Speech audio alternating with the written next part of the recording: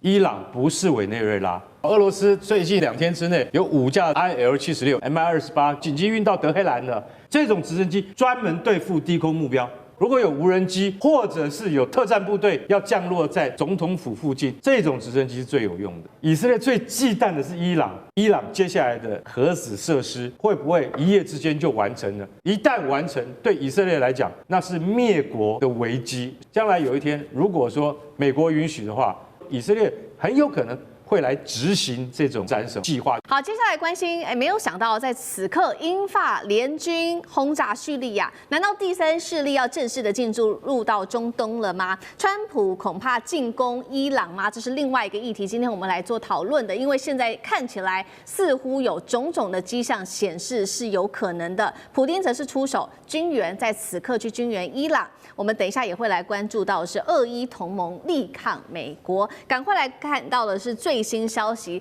在美国去抓了马杜洛之后，欧洲国家也另外一线正在开火当中。这一次啊，是英国跟法国的军方一起空袭叙利亚境内的伊斯兰国它的地下的军火储存设施这边。英军我们看到它出动了哪一些武器呢？多架的台风战机，还有航海加油机空中做支援，跟法国的军机一起做联合出动。英国的这个国防部还非常的有信心说，我们打得非常的精准，我们投掷的导引炸弹是已经精准命中了武器库而已。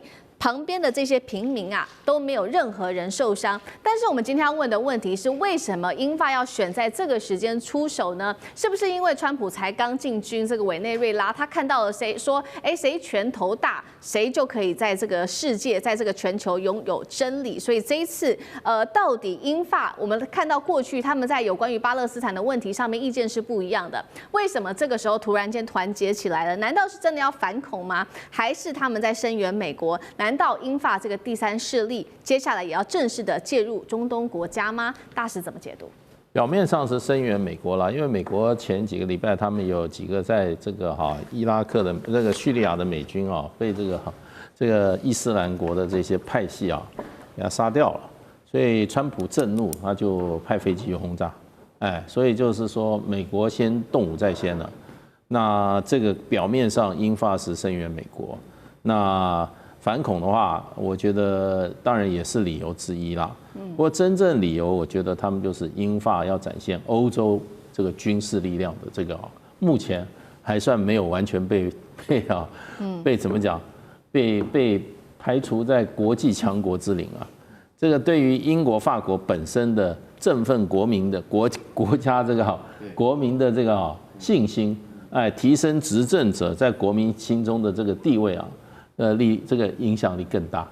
你说这个叙利亚那么大，沙漠那么大，跑到那个中间去投几颗炸弹，对，那表示他有这个能力啊，对不对？你要飞机，你要能够飞那么远，而且在国际的这个，其实那个地方有点国际三不管，叙利亚根本就没有这个力量。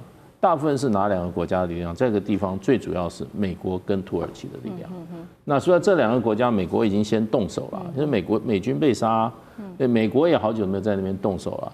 美军被杀，川普才叫出去，所以就趁这个机会展现一下英法还是一个怎么样有打击，在海外执行打击任务的，这是一个这个军事力量，不要被人家看衰。另外，欧洲也一直在讲要搞这个欧洲军，我想这也是某种程度展现他们不是空口说白话，还有一点行动能力。好，欧洲展示它的在国际上面的军事威慑力。那美国呢？美国仍然是持续的，也好像还有其他的动作。川普才刚威胁完委内瑞拉，现在呢看起来有可能下一个被打的国家是不是就是伊朗呢？因为我们看到伊朗呢，先前不是有这个为期2周的抗议的这个示威吗？造成多人死亡那么川普也特别讲说，如果呢你再让抗议者死亡的话，会对伊朗进行更严厉的打击。结果这话才说完没多久，我们看到被美国视为重大军事行动前兆的这个叫做五角大厦披萨指数，在1月5号突然间暴冲到1250%。要知道啊，这个数字可是历史上面的新高，甚至高于当时美军突袭委内瑞拉前的770%。所以几个迹象看起来就是这个美国有可能去打伊朗。那么我们也看到其他的讯号，来看到画面上特别列出来，包括美军的无人侦察机最近突然间出现在伊朗的外海，以色列内部也正在讨论委内瑞拉模式是否可以被复制。第三件事情是美军的大型运输机也向中东这边集结了，社群平台甚至是释放大量的战前的这个气氛的一个讯号，每一个讯号都在说，好像美国正在进行准备下一步了。真的会是川普下一个攻击的对象是伊朗吗？他会不会复制打这个委内瑞拉的模式，也复制在哈米尼的身上，还是他会直接来轰炸？上次哥怎么看？首先，我觉得我们要正确的来观察、了解这个伊朗问题。那么，伊朗其实真正的关系人不是美国，是以色列。大家一定要深深记得哦。所以在这个无论这个宗族啊，包括这个信仰以及种族之间的关系，关键者是以色列。而以色列只是非常懂得借力使力，那么跟美国当中可以紧扣在一起。所以过去来讲可能会捆绑在一起，我们从来都认为，因为犹太系统在美国的政治、经济所有各方面无所不在，所以当然仿佛犹太人或背后以色列可以遥控美国的一切的，包括军事在内的决策啦，这是我们传统的思路。可是现在我觉得川普因为跟过去政治人物不太一样，没有容易那么被操控，他算是商人，可是还会精算的啦。所以先前对于以伊朗到现在不断的放话，那么以色列一直来来回回。特别是纳坦雅卢飞奔到美国去跟川普见面了无数次了哦，所以这些的部分都是一个紧扣的部分的动作，因为以色列内部其实也有一些抗争，不反对纳坦雅卢的力量，所以但呢忌惮什么呢？忌惮主要是忌惮伊朗这部分到底到现在为止，特别是这1年多以来，有没有跟中国或俄罗斯的军力当中哦，无论防御跟攻击线，我们知道现在其实以色列自己也很辛苦啦哈，胡塞组织当中现在炸以色列跟好像在照3餐吃饭这样乱炸一通哈，很吓人的。所以有关于大国军力这件事情跟伊朗之间的挂钩，伊朗现在的防御跟攻击能力来讲，其实并没有真正被验证。所以现在其实蛮重要的是，到底以色列会动手？美国会动手，关键还在于情报的掌握。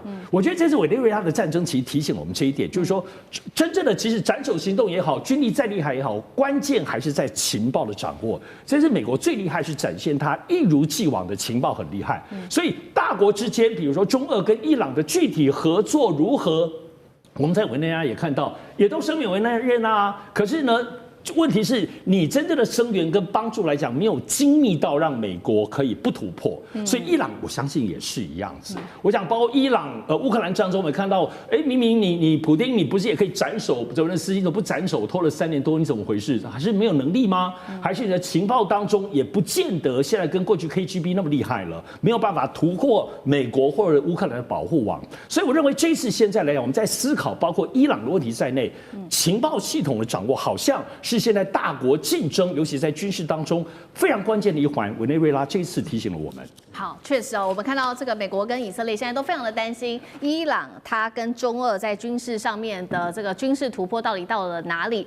所以呢，现在也放话了，有没有可能就是会打伊朗？但是在此刻呢，莫斯科它似乎正在悄悄的帮助伊朗来声援它，尤其是在军事上面，莫斯科现在正在声援，那当然也引爆了这个区域的安全紧绷。我们来看到这是实际发生的，过去48小时，俄军总共是出动了它的重型运输机至少5架次降落在伊朗，重点是它是高频的不寻常的航线，好像看起来就是要躲避西方的监控。那么运输机上面载着什么呢？看到画面，包括了现在根据了解有这个浩劫武装直升机，第二个是配套的弹药跟地勤系统等等。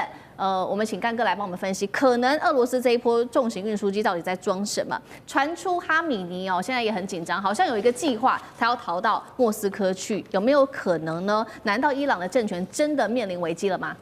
好，俄罗斯最近48小时，也就2天之内，有5架次 IL-76一流升76重型运输机。好，我告诉各位，这就是要打起仗来的时候，俄罗斯最重要的战略运输机。OK， 它的地位相当于我们现在国产的运20，我们现在新的运20运输机，它都属于战略级的，它不是一般那个区域性的那种小飞机了。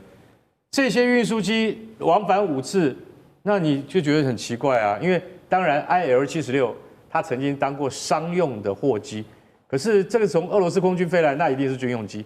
那它飞来载的东西绝对不会是商用物资，结果一看，哦，原来是 Mi-28的浩劫直升机。Mi-28是俄罗斯最先进的攻击直升机，相当于台湾的阿帕奇啊，你可以这样去看它，它就是台湾的阿帕奇啊。不过性能还是比阿帕奇稍微略逊一点，可是它一定载送了相当的 Mi-28给伊朗，这意味着什么？意味着可能要预防斩首 ，OK？为什么？因为这种直升机专门对付低空目标，也就是说，如果有无人机或者是有特战部队要降落在总统府附近，就是说，比如说要斩首哈米尼的时候，这种直升机是最有用的。那对不起，马杜罗就是没有这种直升机，不然他很可能不会被斩首，知道吗？委内瑞拉就是没有攻击直升机，一架都没有。所以其实 Mi-28其实很好用的，那所以在我们自己国家的，我们台湾自己本身的防卫作战里面，也把反斩首的阿帕奇当成很重要的一环。所以你可以看到，从这个直升机被紧急运到德黑兰了，你就可以去想象，哈米尼是怕了，高龄86岁了，已经带领这个国家30年了，接下来我跟你讲，最有可能是不是被美国斩首？是被尼坦雅胡斩首，因为以色列才有这个决心。为什么？因为以色列最忌惮的是伊朗，比美国还要忌惮。对，为什么？只要以色列能够那个斩首哈米尼的话，那我跟你讲，全犹太人都会欢欣鼓舞。为什么？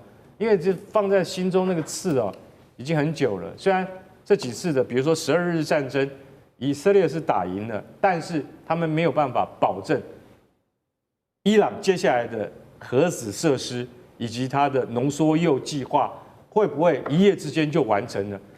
一旦完成，对以色列来讲，那是灭国的危机。所以说，以色列很有可能会来执行这种计划，就是说，将来有一天，如果说美国允许的话，我来斩首。但是我必须要强调，伊朗不是委内瑞拉，伊朗有阿拉伯世界里面最强的空军。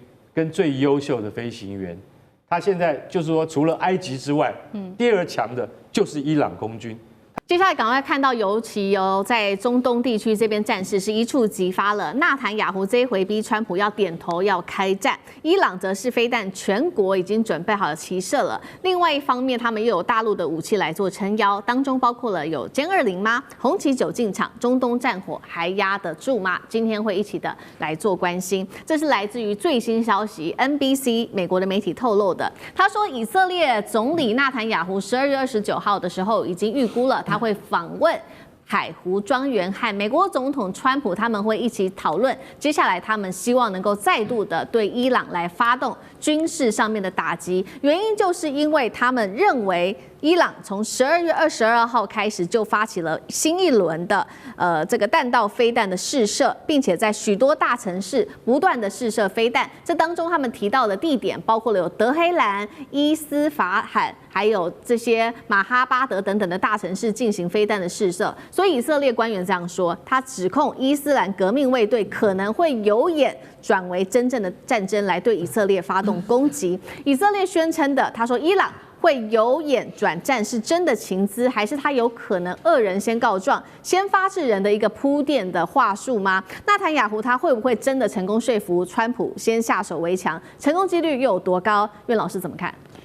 我觉得这个我们分时间跟空间来讲啊，先讲这个空间啊，这个海湖庄园 Mar-a-Lago 是川普自己的家，在佛罗里达啊，那有白宫不去。要跑到这个庄园，比如说我跟那个大川，这个大千了哈，我们说有事情的话呢，我有办公室你不谈，要跑到家里去，故意的制造广告。纳坦雅胡自己就告诉人家说，美国最挺以色列的总统跟我之间私人交铁，所以他这个空间上来讲，他跑到这里去。他讲到伊朗这边事情的话呢，伊朗有导弹飞过去，老早的事情啊。以色列不是有这个穷那个穷，我们台湾也不是跟以色列要学什么铁穷金穷啊，什么钻石穷一大堆，对不对啊？那以色列怕什么东西呢？以色列基本上要制造出一个事端啊，就是说呢，伊朗呢，他接下来谈呢，就是伊朗现在利用它的那个浓缩铀的部分已经到达了已经是接近了核能武器，或者说就直接制造核能武器。但是呢，以色列要说服这个川普，我觉得说是以纳坦雅胡的本领要说服川普，应该没有很难的。那川普也会形式上讲说，那我上次帮你炸了地底下地洞，对不对？又搞了什么 B2 轰炸机什么的，那这一次的话啊，如果伊朗又犯的话，我再来炸或什么，那以色列一定讲说，来，我自己炸就可以了。但是我觉得这个影响的效果是非常严重的，为什么呢？我今天我看了这个消息，我就在想一件事情。你知道最近啊，这个官邸的长官呢，就是高市早苗的长官里面讲说，日本应该拥有核武器啊，然后呢，日本的确拥有很多浓缩布啊，日本呢有能力有这个做导弹跟这个核武器都有可能。如果以色列要这样子干到伊朗的这个做这个浓缩铀的这个计划的话，那我就不排除中国也有可能会派歼20来炸他们。我就不排除这个可能性。好，另一方面，确实现在中国的角色也变得越来越吃重，因为现在呢，在这一场战争当中，其实现在唯一起来说是不是要阻止这场战争继续的，就是中国大陆。他现在我们来看到站上了联合国，在12月23号这一天，是大陆的常驻联合国副代表孙磊，他呼吁说双方赶快重启谈判吧，并且他也说了武力解决不了问题，他更是直接就向美国喊了一个重话，他说美国你在这个时候不要再孬了，应该要明确承诺不再对伊朗动武，并且主动跟伊朗恢复谈判。他也呼吁欧洲3国，这些都是比较具体的，停止麦克风外交，拿起实际的行动来降温吧。现在看起来是以色列铁了心要美国一起打伊朗，那中国是不是唯一还在劝和的力量呢？这套和平方案真的能够劝和吗？那西方又听得进去吗？这些问题孙委员怎么看？对，我想刚才岳老师已经讲得很有道理了嘛。其实从上一次这个美国跟以色列联合打击伊朗的核设施之后，大家都可以看得很清楚，全世界都知道以色列是心不甘情不愿的停火了。那原因很简单，因为对川普来讲，他真的在付不起更大的代价了。如果这场战争在无穷无尽的打下去，他当然认为就见好就收了。他对以色列有一个交代，也吓阻了伊朗。那么，但是以色列没有吃这一套哦。以色列当时就心不甘情不愿，而且不断的扬言说，这个绝对还要再进行另外一次的打击。这个打击根本事实上没有歼灭掉应该有的这个核设施的这些相关的目标哦。所以从那个时候，以色列就早就想打伊朗，现在只是找理由而已啊。就那个时候他说没歼灭，他就等于是打了川普一巴掌，说你美国没炸到，他又不好意思这样讲哦。那么，但是事实上他心里恐怕认为，其实伊朗的这个浓缩铀根本没有在那一次的被轰炸当中被摧毁掉哦，所以呢，他就开始找各式各样的理由。那找什么理由可以用呢？现在就来了一个最新的理由，说因为在试射弹道飞弹。那到底试射弹道飞弹为什么一定会射到以色列那里去呢？就做恶人做久了哈，就总是觉得好像大家都会来这一招。但事实上，伊朗闲着没事干嘛又要射到你那里去呢？伊朗好不容易才跟你美国达成了一个互不侵犯这样的一个默契了，然后伊朗自己在发展自己的经济，发展自己的这个相关的国防，他闲着没事干去打你以色列干嘛啦？就以色列就是平常就侵略人家侵略惯了，然后就天天躺在那边晚上睡不着觉，就怕人家杀过来了因为自己常干这种事。那你说对美国来讲，美国会不会再像上一次这么力挺我是打一个问号。我觉得就像刚才这个岳老师讲的美国可能口头上给他几句鼓励但是你说叫他再派这个B2 轰炸机去轰炸一次，第一那招上次已经玩过了这次不见得会灵了第二，那个伊朗也没有这个睡在那边贪吃等死啊！伊朗自从上一次被修理过之后，他已经在加强他的防空力量了。谁说中国大陆的红旗9不可能把美国的隐形轰炸机打下来的呢？如果不小心被打下来怎么办？那美国脸就丢大了。所以他出兵的话，他要先想一想，他上次的那一招已经演过一遍了，他这是再演一遍吗？大家都已经知道你的这个航道在哪里了，大家都知道你要用哪个地方用加油机来做加油了，要长程飞行接力的来打击我了。以色列又不是傻子，这个伊朗又不是傻子，他当然做好准备了嘛。那所以我觉得对中国大陆来讲，当然，在联合国发言是有其必要的，因为中国大陆在联合国至少代表一个正义的力量。但你说中国大陆来劝和，我觉得很难的原因是因为美国跟以色列就不会买单呢、中国大陆跟以色列两个已经很不 like 了，彼此之间的关系已经不怎么样了哦。那你说中国大陆去劝和，美国跟以色列会买单吗？我觉得很难。但是现在中国大陆在做什么呢？我觉得这就是美国当初一，中国就当15嘛，很简单啊。你美国不断的在台湾增加台湾的这个军事力量，那我中国大陆也想办法卖一点给伊朗，这有什么关系呢？这很公道吧？大家都在做这个军售生意啊，你可以卖，难道我不能卖吗？所以你要卖多少给台湾，我也想办法卖多少给你的敌人，就这么简单嘛。哦，所以你看，不管是以色列，不管是委内瑞拉，都是一样的，他们大幅度的跟伊朗、跟这个中国大陆、跟俄罗斯去做军事采购，就是因为这个原因啊。那么当然，我觉得像刚才这个苑老师讲的另外一个非常重要的重点啊，就是说，如果今天真的这么干了，的确。他的确给北京政府一个很好的理由，就是你高市有种就不要来给我搞核子武器，你搞了，反正你美国跟以色列演过一次嘛，对不对？你们演过一次了，那这次换我来，那你也不要在那边啰嗦了。是，确实如说委员说的哦，现在以色列之所以这么怕伊朗，也是担心他随时打过来，就是因为现在以色列看到伊朗整体呢在军事上面，尤其是军力上面的变化，已经远远超过当时记得吗？今年6月他们双方打的这个以12日战争的水准了。那我们来看到伊朗最近有什么样比较具体的军力上面的变化？首先他这边根据了解，已经可以产出年产量3000枚弹道飞弹的能力了，并且开始系统性的做这种空中战力的升级。那武器他们从2个国家来买入，刚委员帮我们提到的，除了中国大陆的武器之外，其实还有俄罗斯的武器。先来看从中国买了哪一些武器，画面上 CG 我们看到3个，第一个歼20，第二个红旗9，最后是歼14的雷达。下面我们来看到俄罗斯，则是这个伊朗跟俄罗斯买的武器2款 S400防空系统，还有它的苏35的战机等等。那所以中俄现在援助伊朗战力提升非常的快，是因此让纳坦雅胡紧张了，坐不住了吗？所以他这时候要先出手。哪一款武器现在看起来是以色列最担心、最害怕的？干哥怎么看？其实刚才大千讲的完全正确。伊朗再射飞弹的可能性，国际观察家预估50%以下，50%已经是非常非常的宽裕的形容词，因为现在可能性很低啦。那为什么有人就跳出来说没有？我告诉你，就算有10%的话，我们也应该要先采取手段。那个人叫做尼坦雅胡，他就说：“我告诉你，只要有10%的话，都会很惊人的。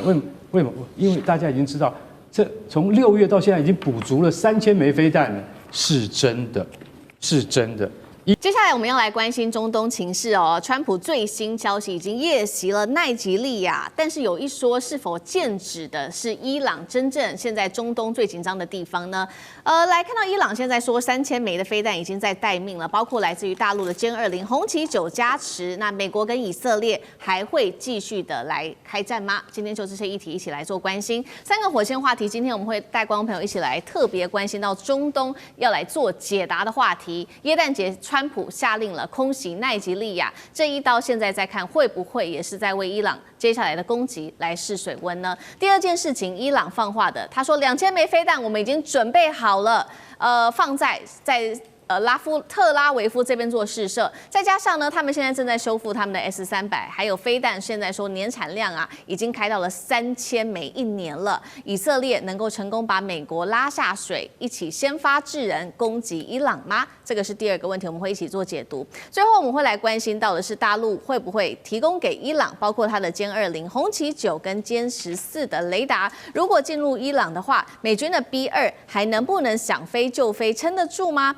以色列的 F35还会是中东现在唯一的王牌吗？今天就军事武器，我们也会做一个比较深入的分析。好，明明就是这个耶诞节，大家全世界都在欢庆耶诞节，但是这个时候，川普选择要出征，地点我们来看到在圣诞节的时候，他下令的是空袭奈及利亚。此次的军事行动，他以打击伊斯兰国 ISIS 为主要的名号。那耶诞节当晚，我们特别要来看到画面，美军军舰发射飞弹划破夜空，请导播带我们来看。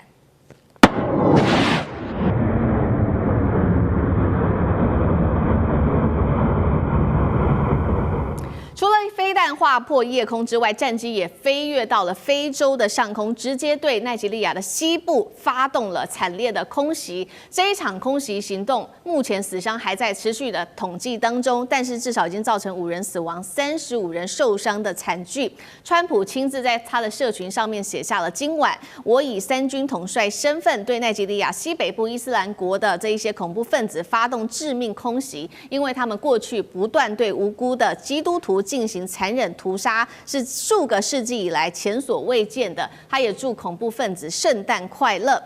川普用行动告诉世界，只要他点头，美军是随时可以在任何地方开火的。但是我们今天也要持续关注到的是，这一场攻击之下，是否会让中东局势持续紧张，尤其是以伊冲突是否再次的被引爆呢？因为最新消息，我们来看到纳坦雅胡他说的，以色列正在准备一份战争简报，而且已经送到白宫去了，并且再过几天而已，12月29号，纳坦雅胡就会亲自的拜访海湖庄园，他要说服川普再一次的和这个以色列一起来对伊朗动武。所以节目一开始，我们要特别请教上志哥怎么看了川普突袭奈及利亚的 ISIS 和上次其实他攻击伊朗是有点像的，其实都没有征兆。这一次，纳坦雅胡到了海湖庄园，能够成功的说服川普一起来这个攻击伊朗吗？那美国会这样子做吗？先发制人，上志哥怎么看？没有征兆，而且在耶诞夜哈，所以这个不是道德性的不能问题。但不得不说，川普最近有很多事情都没有征兆前因后果，包括也宣布对于中国大陆的这个晶片要苛征高关税，也是没有一个前因后果的。川普在川习会后哈，大概在整体我们看，其实这1个多月以来，在很多的思路方面好像也变得比较谨慎一点。那么全世界现在都在观察他是不是有在岁末的时候在考虑什么。但是呢，这一次的这个突然耶诞夜下令攻击这件事情，还是让大家有所思维。为什么这样讲呢？当然，我们都知道美国要发动战争，过往都是用威慑、威慑的方式，但是要到开火，其实肯定还要理由。当然，美国其实找理由需要什么呢？他都可以嘛，哈，他就包括以这个恐怖分子，或者说你这个贩毒的团伙，在这个委内瑞拉那边，就说杀说打就打。过去很多这样的例子，你事后追究就打错了，你能奈他何呢？甚至叫他赔偿都不可能。所以呢，这本身的这些意义，不得不说，在整个来讲，首先我们知道中东至少唯一确认是，川普没有让中东和平哦。他可能要乌克兰战场希望和平，那个是个泥淖，但中东这个地块他没有，所以我现在看到整体来说，我们来思维他为什么最近的时候还是要在思考他的战略思考。首先第一个部分是，无论如何开战这件事情、出兵这件事情是个总统的权利。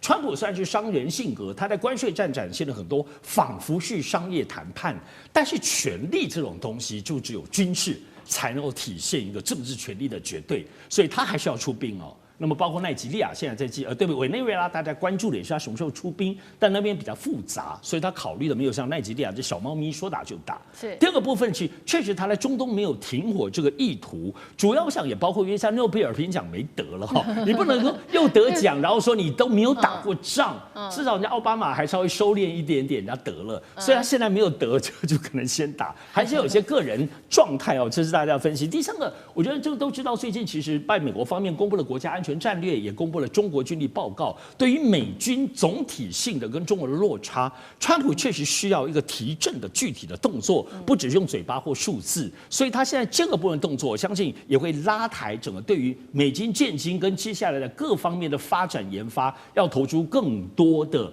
投入的这个部分来讲，确实有个拉动的作用。当然，第四个我认为最关键的就是伊朗哦。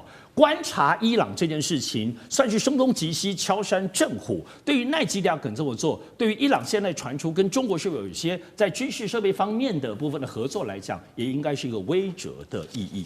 好，所以美军很有可能真的会帮助以色列来针对伊朗做攻击。那为什么这一次以色列会这么的急？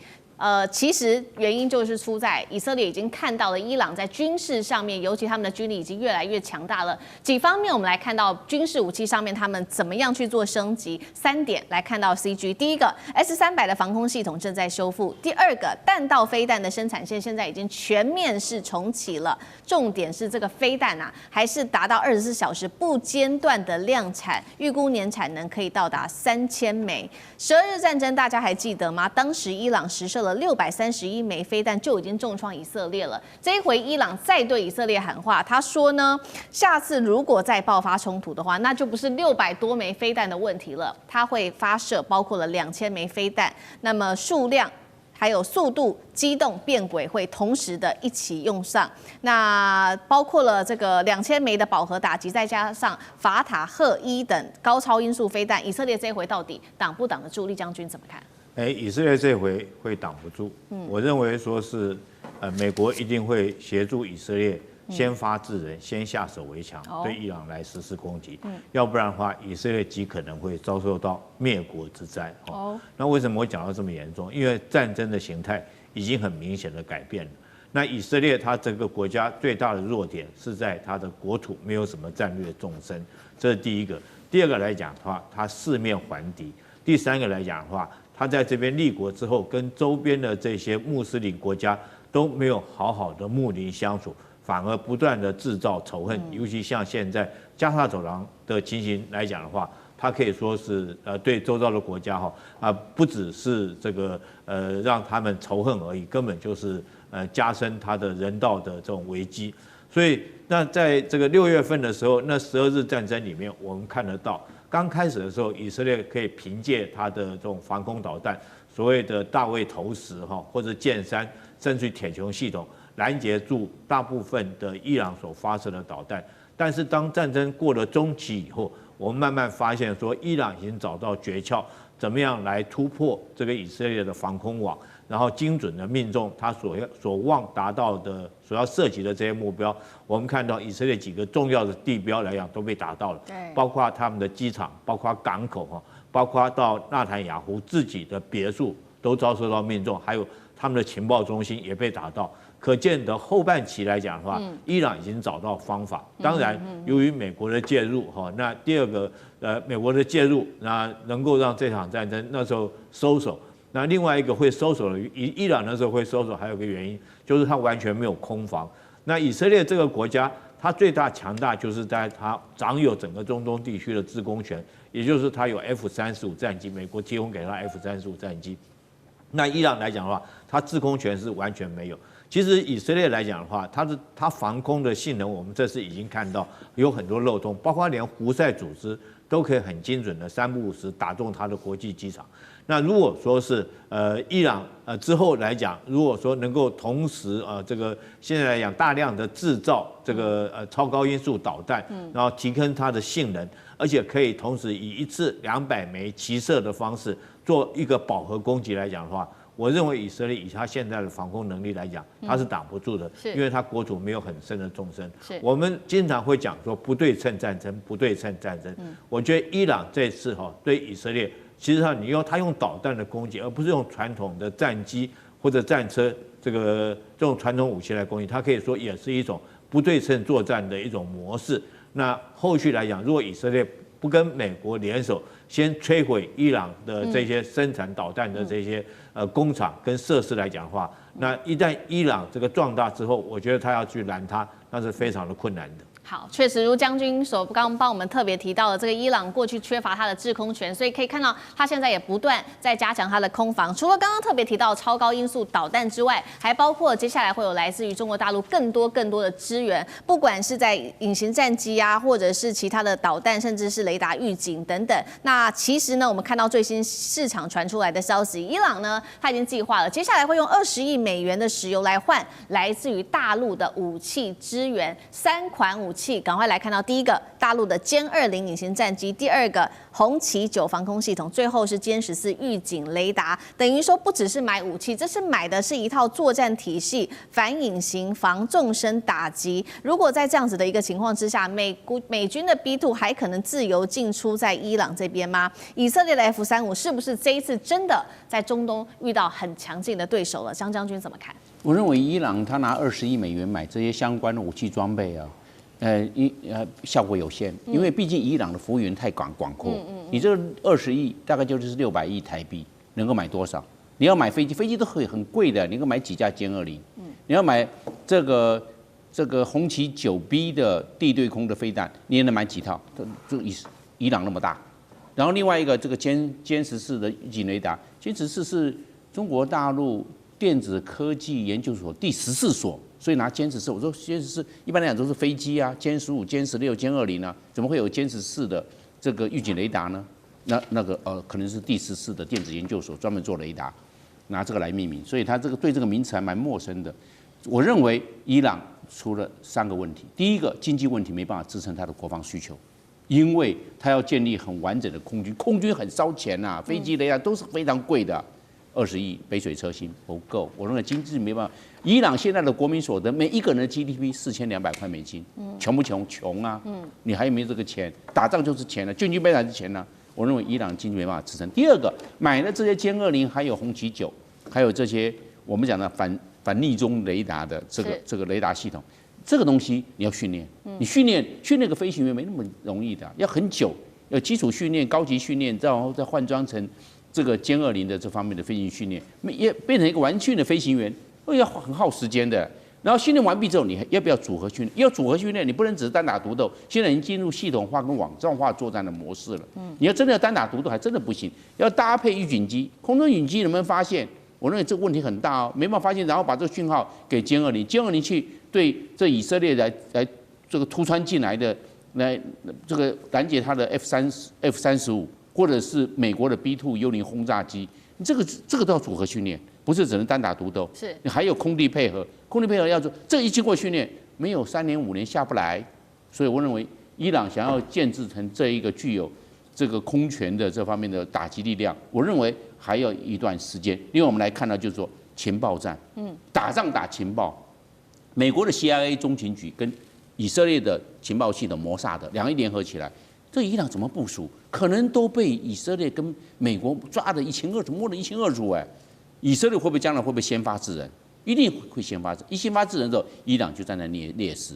所以在这样来看的话，这个情报系统，我认为在经过这一次以色列跟伊朗的冲突，我认为伊朗是劣势，几乎崩溃，好像里面还有内应。那以色列在这方面占有优势，所以我认为在未战之前的情报战，伊朗在这方面就输了。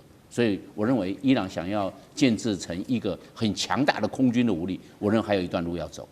接下来我们要来看到的是以伊，难道又要开战了吗？这回以色列联手川普，会不会以色列先来做开火呢？中国大陆帮助伊朗，则是另外一方面传出年产能达到了3000枚的飞弹，让以色列非常的紧张，担心自己的铁穹末日来临了吗？今天就这些议题会一起的来做关心。这是来自于美国媒体特别做的最新披露，他们说了，以色列总理纳坦雅胡正在准备，接下来要跟川普讨论了是否再度的对伊朗来开火。原因是什么呢？就是因为以色列掌握到的情资说，伊朗的弹道飞弹年产量啊，可能一口气攀升到3000枚左右。这一回可以说是吓坏了以色列。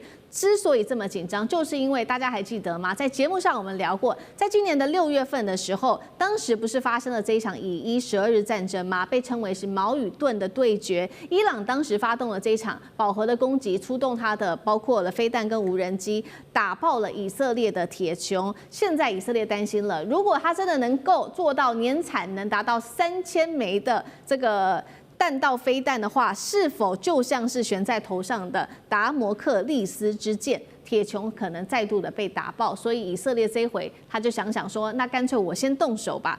节目一开始要特别请教委员怎么看了？以色列他说的，伊朗可以年产量3000枚的飞弹是真实军情，还是一种可以对他做这种军事动作扑火的政治借口呢？如果他真的是如媒体报道可以达到3000枚的话，产量，那是否以色列还守得住吗？委员怎么看？上次以色列跟伊朗不是发生一个武力冲突，然后伊朗发射多少导弹攻击以色列？591枚。就如果他现在有3000枚，对，你说以色列一定是坐立难安。对，对这两个国家的矛盾实在是很值得探讨。怎么说呢？在巴勒维王朝时代，就是在1970几年，这个伊朗发生伊斯兰革命的之前，中东地区两个最好的国家就是以色列跟伊朗。尽管以色列打了什么6次中东战争啦，伊朗都没有参加，而且伊朗还支持以色列，他们好得不得了，那什么时候翻脸成仇啦？是伊斯兰革命。伊斯兰革命这个对于他们这些新的伊斯兰教掌权的人建立一个宗教国家，他们认为以色列是美国的代理人，就是为了要来消灭伊斯兰国家。那在以前，伊朗的认知是，我是伊朗人，我不是阿拉伯人。阿拉伯人他跟以色列怎么打跟我无关，而且他们还认为我们是伊斯兰人跟伊斯兰教跟以色列犹太教我们同源，所以有这么一个认知，它基本上平和。自从革命以后就不一样，那伊朗就支持了很多的阿拉伯人起来对抗以色列，那这个跟以色列仇就越结越大。那有一段时间，伊朗企图发展核子武器，所以搞了核电厂，以色列要去炸它的核电厂，那仇恨越结就越深，越结越深。可是，在巴勒维时代巴勒维伊朗的军队国防军是以色列帮忙训练出来的。所以现在伊朗的伊斯兰政权对伊朗的国防军是很不放心的。他现在的导弹全部是革命卫队在控制的，跟伊朗国防军是没有关系的。包括无人机，包括导弹都是。但偏偏这个革命卫队又是全世界最大的贪腐集团。然后所以形成一种很特殊的经济政治武力的一个软体。现在他号称有3000枚，有没有那么多我不晓得。那但是它恢复到500枚以上没有问题没有。那对伊朗的生产能力以色列就可能会采取行动，然后采取行动一定要美国同意美国会不会同意当然会同意对如果你有能力把它铲除一样美国为什么不同意呢？搞不好美国还帮你守提供适当的炸弹等等。所以这个伊朗跟以色列的这个以伊战争这个是随时可能发生的。它就像一个永远治不好的香港脚就偶尔打一下，偶尔抓一下，偶尔抓一下。那你说会不会爆发大型战争？又不会。所以都是空战。那所以以色列要准备被伊朗的导弹揍一顿伊朗也要准备被以色列的空军揍一顿。因为空气携带的炸弹毕竟是比你导弹还要厉害。为什么？因为它爆炸量比较大。那你的导弹呢，因为打太远了，所以你的爆炸量是有限的所以你要靠很多导弹才有办法达到那个效果。可是你没有防空能力，等到以色列的空军来载那个炸弹又便宜，随便他丢，对不对所以这个问题没有人能够解决而且中国、俄罗斯也帮不上伊朗的忙伊朗又内部又是一个很投机的，以前中国帮他忙还被他咬一口，什么事都发生过了，所以他只能是自力救济吧。好，以伊战事现在看起来仍然是一触即发。那这当中除了这个以色列担心的部分，就是它飞弹的发展，他们还怀疑是不是背后有人在协助伊朗，那就是中国大陆。他们现在把矛头指向中国大陆。他说呢，这个中国大陆协助伊朗造这个飞弹之外，还有提供卖给他武器。第一个有2个证据，美国的媒体说的。第一个，美国说呢，他的11月份美军的特战小组当时在印度洋的时候，直接登上了一艘是中国大陆的船舶，扣押了军民两用的关键物资，所以他们就是要打死伊朗的军火重建。第二件事情是9月底的时候，美国国会爆料，中国多次的向伊朗运送它的飞弹推进剂关键原料，这个叫做高氯酸钠。好，这个是在飞弹上面协助伊朗。另一方面，他们也说呢，这个中国大陆还有卖。跟这个伊朗呢协助他武器的部件，包括给他红旗9B 的防空系统，还有歼10C 跟歼20等的装备都有可能会给伊朗。那主要就是用石油来做交换。杨老师又怎么看？全世界现在只有美国在制裁伊朗啊，别的国家没有在制裁伊朗啊。因为伊朗自从在奥巴马时期跟西方包含俄罗斯、中国大陆签署了核协定之后呢，其实所有的国家都解除对它的制裁了。后来川普一上来之后，又退出这个核协定，可是欧盟、中国都没有退出啊。那但是川普一的时候呢，就针对他们自己的国内法常备管辖，说华为的孟晚舟在香港的企业有跟伊朗做生意，中间有夹有美国技术的这些零组件卖给伊朗，也因此呢，就要求加拿大软禁他1000多天。这个是你美国在制裁伊朗，你美国去打伊朗的所谓的核设施，也没有明确的这个证据。然后美国的政府的情报单位自己显示，其实根本没什么效果。也就是说，伊朗的核计划现在虽然近期有受到 IAEA 就国际原子能总署的一些指控，可是并没有明确的证据指出它在发展核武器。它最多其实是在浓缩铀的层面，而且是在这过程当中很清楚嘛。那是因为跟以色列跟美国之间的这种战争，然后呢飞弹整个过程当中它的一种自保一种战略。那但是很明确，它目前没有核武器，没有别的国家，也没有联合国下令制裁伊朗。为什么我们不能跟伊朗做生意？当然，你说军民两用的东西，这里面是要管制，但是它这个所谓的高氯酸钠，它是做火药，那但是也可以做飞弹。这些层面，你美国要去拦阻，依照你自己美国的法律，你就牵扯到就是你跟这些。比如说跟中国大陆在这个问题上就产生冲突，但中国大陆它也没有内部的法律可以去禁止中国大陆自己的民间企业去接伊朗的这个商业的订单呢？那只要通过它大陆出口的军民管制的这些措施，那都是合法的。所以美国自己常备管辖在做这个东西，然后呢拿这个东西来去指控别的国家，好像在帮助邪恶轴心。其实只有美国自己啊。在联合国通过一个决议，大会通过一个决议，153个国家支持，6个国家放弃，包含以色列。什么决议？要求要保护在加沙地区的联合国的救难人员，就只有美国反对。是美国站在全世界在加沙问题上的另外一边呢，是美国在帮助以色列去轰炸伊朗。如果从这个角度，美国自己违反。就是联合国的宪章，用武力攻击别的国家耶，你没有办法证明他有核武。那现在别的国家跟他做正常的贸易关系，你来去阻止，所以这个东西我们在舆论上一定要很清楚的了解。美国当然可以说了，伊朗想要去发展核武，所以呢，别的国家你现在有点在帮助他啊，你透过民间，那因此我要拦阻你，可以啊，你就这么做。但是呢，你就变成是跟别的国家站在对立面，因为到目前为止。没有证明他有发展核武，而且事实上他也没有核武。对。那别的国家到现在为止，包含联合国，也都说他没有。对。所以我觉得，美国真的是在自圆其说他自己的常备管辖。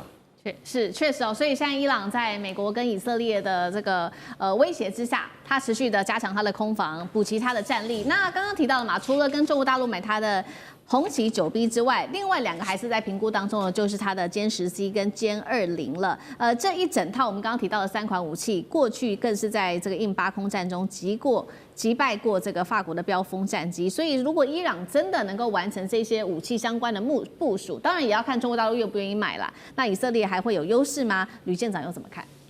当我们每一次都用显微镜甚至电子显微镜在看伊朗的时候，我们是用什么样的角度来观察以色列呢？我们都用望远镜啊，也就是看不清楚也没什么关系。每一次出现这个问题的时候，是不是都是当中东已经获得一定的和平，以色列应该要恢复到正常内阁要重新改选的时候，纳坦雅胡这时候就来了。那但是呢，我相信现在对于川普来讲，他一定是很困扰的。为什么？因为如果我们看到他刚刚发布的美国的国家安全战略的时候，他特别有讲到中东这一个部分了。